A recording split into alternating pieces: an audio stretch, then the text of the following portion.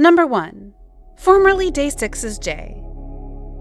When Jay was still a member of Day 6, he had lots of fans, not only for the outstanding talents in music, but also for the loving and forbearing personalities. However, seemingly because he had to take so much care of Day 6 by himself that his mental wellness took a toll, it led to lots of questionable actions lately. Many people used to empathize with Jay for all the things he's been through, but seemingly, they're leaving him altogether after witnessing his straight-up insulting Jamie in a livestream. On January 9th, Jay went online and had a really fun talk to fans, until he suddenly brought up Jamie, called her a thought, and literally burst out laughing. Okay, now that I'm not in K-pop anymore, I could say this. Why is Jamie trying to be a thought?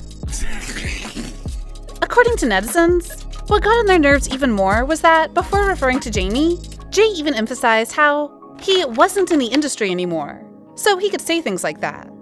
While it wasn't clear what he really meant, netizens said they interpreted his words as he had been holding on to that thought about Jamie for ages, and just recently spit it out because he was set free from JYP. Some also pointed out that Jay seemed to be super proud of his words, because after that, he even told the viewers, "That's right, I said it, tell her," and repeated the sentence twice. That's right, I said it, tell her. I said it, tell her. Tell her. Tell her. I said it. After the criticism blew up, and Jamie even tweeted about how hurt and disappointed she was because she used to always be there for Jay in his lowest low, Jay went on another live stream and apologized to Jamie. However, the reactions weren't getting better, because Jay even pissed people off more by explaining that he didn't know exactly the meaning of the word thought, and thought it was similar to baddie. According to netizens, Jay was actually making excuses because, as a person growing up in the West, there was no way he didn't understand the gravity of the word thought, as he said in the livestream. Plus, the fact that when someone told Jay, "Don't do it again," and he replied, "I hope not," rather than "I won't," it also made people question his authenticity and the willingness to own up to his terrible words. Number 2. VIX's Hongbin. Similar to the case of Jay, on the very first day of March back in 2020, Hongbin was also seen going on a livestream and humbling his peers. However, what's even worse here was that instead of being in a good state of mind, he seemed to be extremely drunk, failing to control his words and targeting all those alleged malicious intentions to not only one, but 5 famous groups of K-pop. Basically, Hongbin went on Twitch after having a heavy drink outside, and as drunkenness reveals what soberness conceals, netizens were shook to see how he straight up put on the Everybody remix stage of SHINee before annoyedly questioning, who would mix this type of idol music with the band genre?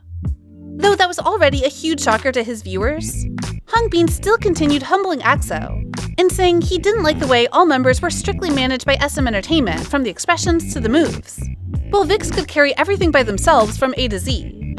He even compared the vampire concept of VIX to the wolf figure of EXO, figuratively downgrading them by telling how from the past to present, from fictions to movies, werewolves always yielded to vampires, so EXO would for sure be losers compared to VIX. People believe the disturbance then reached its peak when Hongbin sent the message to EXO as, "Try to catch up with us," and ironically mocked the group.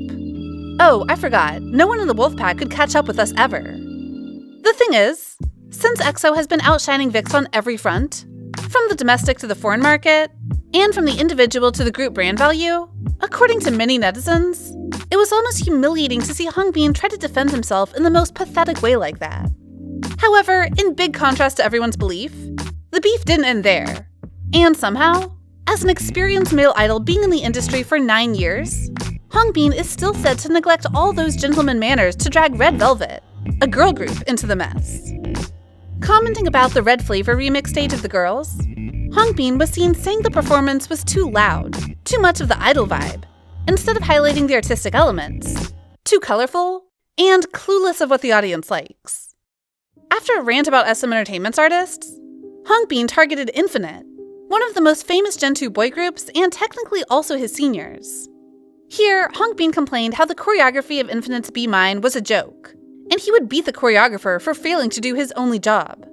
Even with his juniors, Hongbin also had something to tell them, and that was apparently nothing positive. Talking about ONF, he said their concept was way too dated and disappointing because the music wasn't upbeat. Still, the action that hit his fans hardest and served as the last straw for their leaving the fandom was when some noticed his unstable condition, telling him to go to sleep. But instead of replying to them friendly, Hongbin just flipped them off, spit out a bunch of slurs, and continued his life. Things were so bad that VIX's Leo had to speak up right off the bat and apologize for Hongbin's actions, for something he never did. Then, when Hongbin gained back his consciousness, he went on the second live stream, apologized like crazy for the mess he had caused, and blamed it on the alcohol. Under the pressure, Jellyfish Entertainment initially announced that Hongbin would take a long hiatus. But after the scary reactions piling up on his Twitch 5 months after that, Hongbin ended up leaving VIX for good. Number 3. NCT's Lucas. When the cheating scandal of Lucas broke out, lots of fans were on his side because they believed all the accusers were anti-fans, ganging up to bring down Lucas, especially when it was only 2 days more until his subunit debut with Henry. However, as the story proceeded and more people entered that chat, many were shook to see he was even accused of talking behind the back of other NCT's members. And while some things were actually just some baseless allegations, loads of fans still left him and even trended the hashtag #LucasOut on various platforms. It all started with a second girl who accused Lucas of not only cheating, but also shading other members, calling them lazy but still able to grow big thanks to the face, as well as pissing on one boy for stealing his fashion contracts. Not only that, the girl even accused him of calling a yet-to-debut member of NCT rubbish, saying that the members never listened to each other, that Taeyong's words had no gravity, and how much he hated Keep Running for painting him out as a silly clown. However, the incident became more confusing, as on September 10th, Lucas was said to be innocent after fans hired cyber investigators to analyze the case. According to them, the first self-proclaimed girlfriend wasn't a South Korean, and when the team tracked down the person's digital footprint, they found out she wasn't from Indonesia, had been a long-term K-pop fan, and looked up lots of boy love fanfictions before coming to the allegations against Lucas. Number 4. Kawaguchi Yurina. The case of Yurina isn't completely like she straight out humbled Bahia, but rather, it was like implicitly hating on her by liking a hate comment on TikTok. After the appearance on Girls Planet 999, Yurina has garnered lots of attention for her outstanding talents, and sadly, for failing to make it onto the final line. Because her dropping out of the top 9 was a huge shocker to fans, there were countless angry opinions complaining about how rigged the program was, and how Bahia, one of the most hated members of the show, was stealing the spotlight of Yurina. The thing is, while it could have been just another cancel culture among certain fans aiming at Bahia, on January 17th, Yurina was reported to like a comment saying her fans were constantly asking the show to give Yurina the spot of Bahia, and some even threatened to kill Bahia. Though Yurina was reported to unlike that comment shortly after, the hate spread to Twitter swiftly, and people were ganging up to trend the hashtag Yurina apologized to hold her accountable. So, except for when idols pissed on others on live streams, do you believe other cases were true? Or did netizens just have too much time to spend? Comment down below to share your thoughts with us. Also, don't forget to like, share, and subscribe to BeBoss TV for more interesting content. Thank you for watching.